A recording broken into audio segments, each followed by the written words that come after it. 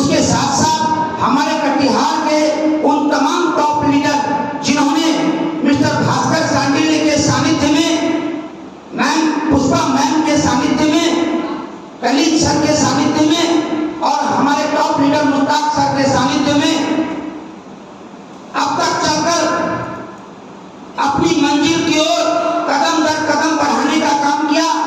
और जब भी हम लोगों ने पुकारा वैसे हमारे तमाम पुराने साथी एक जगह एकत्रित हो गए। यही हमारी सफलता का परिचायक है। हम तब सफल होंगे जब पुराने साथी हमारा साथ देंगे। पुराने साथी हमारे जीत की गारंटी होती है, नयों पर तुरंत भरोसा नहीं किया जा सकता। यह बात अटल बिहारी वाजपेयी ने कहा था। हम पुराने साथियों की इज्जत अगर नहीं करेंगे, हमारे पुराने साथी हमसे रूठ जाएंगे, हम कभी महानायक नहीं बन सकते हैं। यह बात याद रखना। नायक बनना एक अलग बात है और महानायक बनना एक बहुत बड़ी बात है। हमारे महिपाल गुरु जी, सबका नाम आया, एक बार जोरदार ताली होनी चाहिए। हमारे महिपाल गुरु जी जमीन पर से उठकर आसमान में आज विराजमान है। आप देखते हो ना, हमेशा एक कान उनका हवाई जहाज पर ही रहता है, सही है ना? लेकिन एक दौर था जब उनके पास एक अच्छी साइकिल, एक अच्छी मोटरसाइकिल नहीं हुआ करती थी। और आज भारत की धरती पर जो सबसे महंगा 4 चक्का वाहन होगा वह निश्चित तौर पर महिपाल सर के पास होगा। सफलता के लिए लगातार संघर्ष करना जरूरी है। पूरी ईमानदारी, पूरी निष्ठा के साथ, अपने साथियों के साथ उसके विश्वास को जीतकर आप महान बन सकते हैं। स्वार्थी, मतलबी, चापलूस, कामचोर, फरेबी, धोखेबाज कभी भी किसी भी जगह का, राष्ट्र का नायक नहीं बन सकता है, किसी भी संस्था का नायक नहीं बन सकता है। ईमानदारी दुनिया की सबसे बड़ी संपत्ति है और ये बेस्ट कहा भी गया है, honesty is the best policy. अगर आपके पास कोई तरकीब है तो उसमें सबसे बड़ा तरकीब आपकी ईमानदारी है। आप अपनी टीम के प्रति कितना ईमानदार हो, कितना सजग सचेत हो। आज 10-10 एमराल्ड, 2-4-5 टोपाज, रूबी स्टार और सफायर रैंक पर मैडम है। ये सब कोई विरासत में हम लोगों को नहीं मिल गया है। हम लोगों ने दिन रात मेहनत करी है। अभी ऊपर में एमबे का कार्यक्रम हो रहा है, हमारा नीचे हो रहा है। हम कम समय में आज के डेट में भारत की धरती पर उभरता हुआ एक कंपनी है।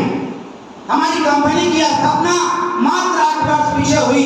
9 नवंबर 2014 को मिस्टर संजीव कुमार ने नेक नियत के साथ काम को आज नागरिक मानकर इस कंपनी की स्थापना करी है। और हमारी कंपनी के एमडी सीईओ बाबा भोलेनाथ को समझो, क्योंकि यह संजीव सर का डायलॉग है। हमारे महानायक, हमारे गुरु, हमारे भगवान मिस्टर संजीव कुमार, जिन्होंने एक बेहतर प्लेटफॉर्म का निर्माण किया और उस प्लेटफॉर्म पर अगर हम लोग टिके रहें तो निश्चित अपनी अपनी सफलता, अपनी अपनी कामयाबी अपने अपने हिस्से के रुपयों को प्राप्त करेंगे। मैं आप लोगों के बीच सिर्फ और सिर्फ आपके विश्वास और हौसलों में कुछ परसेंटेज की वृद्धि के लिए उपस्थित होता हूं। हमारा विशेष कुछ आप लोगों के बीच में लेना देना नहीं है। मैंने आप लोगों के लिए कटिहार की धरती पर एक बेहतर प्लेटफॉर्म को लाने का प्रयास किया। जो जमीनी हीरो है, जो रात दिन मेहनत कर रहा है, उसका कदर करें। अपनी डाउनलाइन के दुख सुख का ख्याल करें। अपने डाउनलाइन को कैसे एजुकेटेड किया जाए उसकी चिंता करें। अपने अपने घरों में कहें, अपने अपने टीम को हम कितना जल्दी शिक्षित बनाएंगे, यह संकल्प आप सभी को अपने लोगों को आज लेना होगा। हमने जिम्मेदारी नहीं ली है कि मैं आपको, आपके आने वाले न्यू जनरेशन को, उसके आने वाले न्यू जनरेशन को शिक्षित करने के लिए प्रतिबद्ध हूं। मैंने कोई जिम्मेदारी नहीं ली है। यह आपकी जिम्मेदारी बनती है कि आप अपने टीम को कैसे सफल करोगे, कैसे शिक्षित करोगे, यह आपकी जिम्मेदारी है।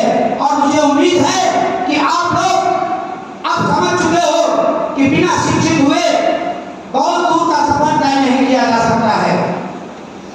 मैं फिर एक बात बताना चाहूंगा, हमारे यहाँ आज भी शिक्षा का स्तर कम है। हमारी नारी शक्तियां, हमारी महिला फाइटर्स में से 10% फाइटर्स ही, 100 में 10% ही वेल एजुकेटेड होती है। अंग्रेजी, हिंदी, संस्कृत, उर्दू इन सबको समझती है। बाकी सब घरेलू महिलाएं हैं, इन लोगों को अंग्रेजी में बात करने की जरूरत क्या है।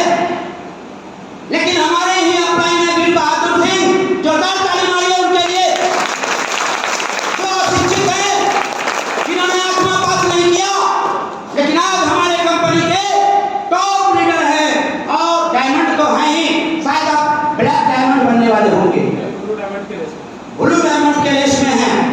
घबराना मत मेरी माँ बहनों, मेरे घर के परिवार के सदस्यों, मैं हूं ना, एजुकेटेड करूंगा। तुम जैसे आत्मा फेल को भी डायमंड बनाने की जिम्मेदारी है हमारी। तुम जैसे आत्मा फेल भी डायमंड बनेंगे, लेकिन उनमें एक जुनून और लगन होना चाहिए।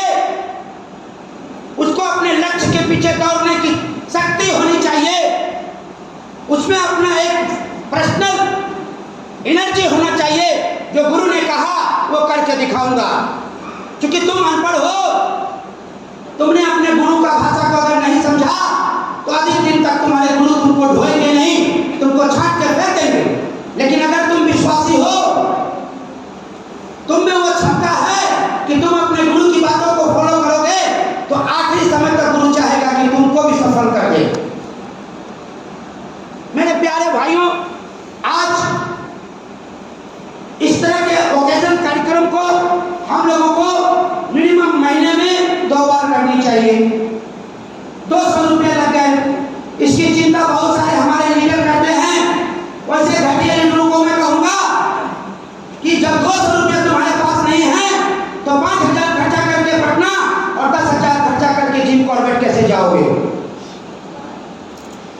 तुम जिस चीज को सीखना चाहते हो उसकी व्यवस्था अगर हमने कटिहार में करी है और हमारे कोई टॉप लीडर आए हैं, तो तुम्हें 200 रुपये खर्च करके आना ही चाहिए। अगली बार से किसी भी लीडर के टीम से यह शिकायत नहीं आनी चाहिए कि सर 200 रुपया, अरे यार 200 रुपये में तो 100 का खाना ही तुम खा जाओगे, अभी जो आ रहा है। उसके बाद 100 रुपये में ये होटल है, ये है, प्रोजेक्टर है, इतने सारे फूल हैं, साउंड है, चाय है। 2 बार चाय पियोगे, कैसे करोगे? आओ, मैं तुम्हें मैनेजमेंट का मैनेजर बनाता हूँ, करोगे? जिम्मेदारी लोगे?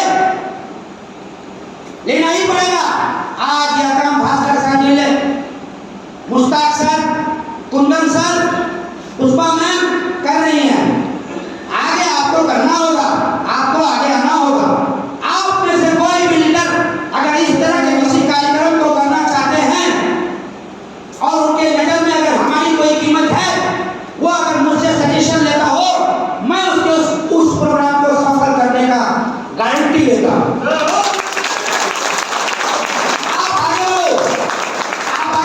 हिम्मत करो, सर मैं कार्यक्रम करना चाहता हूँ, क्या है तुम्हारे कार्यक्रम का प्रारूप, बताओ रूपरेखा क्या है।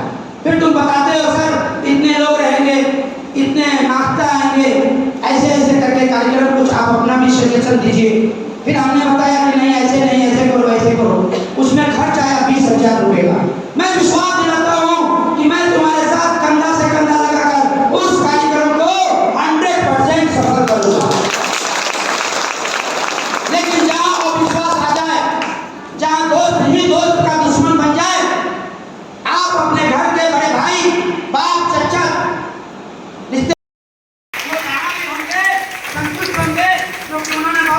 रोजगार की जिंदगी को देखा है, गरीबी की जिंदगी को देखा है।